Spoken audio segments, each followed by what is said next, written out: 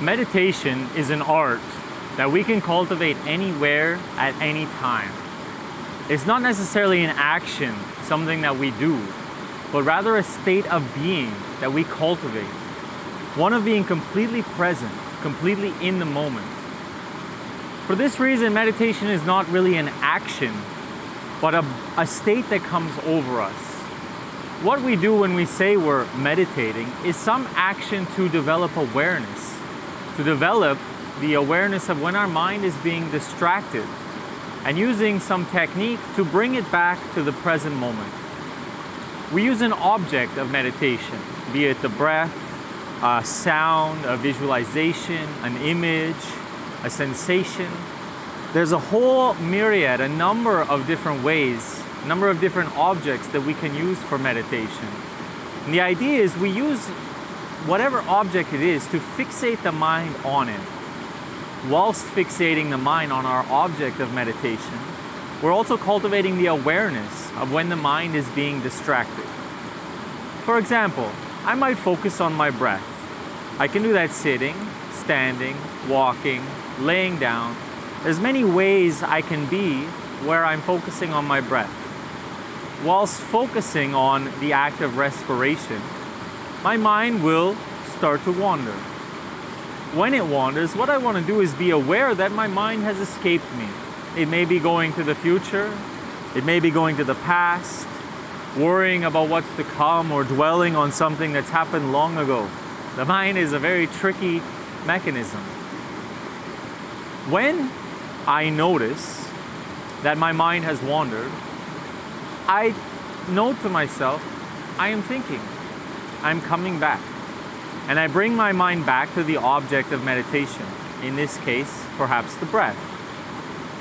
Note here, because it's very interesting, I notice that my mind has wandered.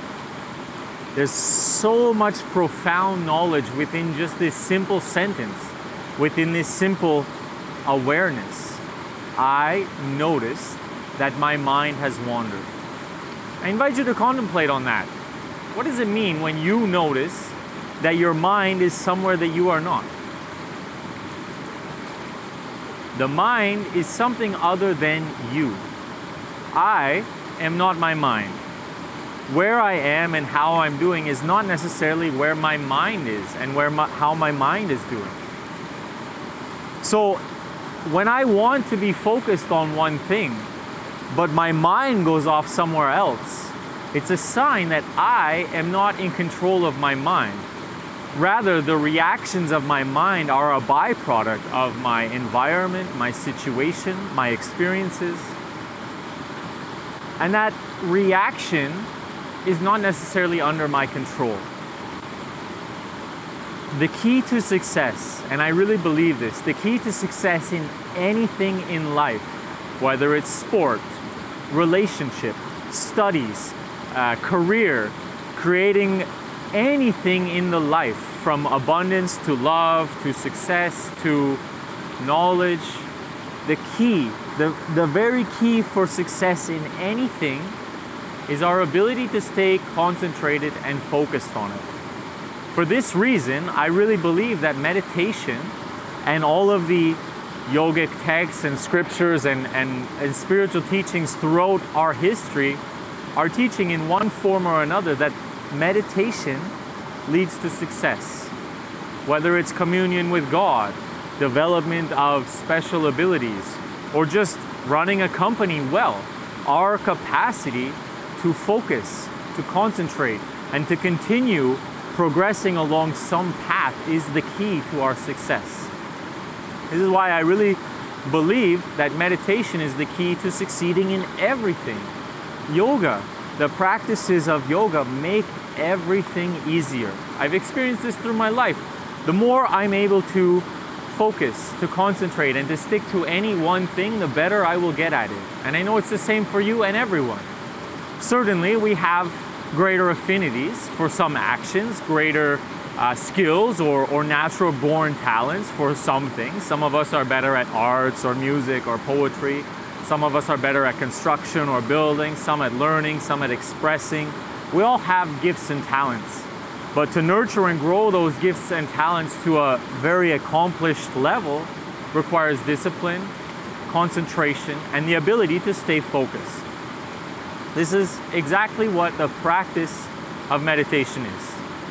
Again, meditation itself is simply being present, being in one, being within the action, within the experience, within the thought, within the sensation, whatever is occurring for you now, it's being completely submerged in that. If I were to sit here and be completely present with what's going on, my bum is pressed into this rock and it's not the most comfortable. One leg is submerged in the cold water and is getting very cold, almost numb. The other leg is very warm on top with the sun beating on it. My arm is a bit itchy because I've been bitten by mosquitoes. There's the sound of the river all around me. I'm not even certain if the microphone will pick it up. Those are present things. I could go into the worry of, what if the water is bad for my circulation? What if I get a sunburn? What if the microphone doesn't pick up this sound and I've wasted all of this time? What if an animal comes from the bushes? These are all things that take my mind out of the present, and in some function, they serve me. All of these worries can serve my survival. And I can be aware of all of them without being attached. If I develop an attachment to any of these thoughts, it will really pull me from this present moment.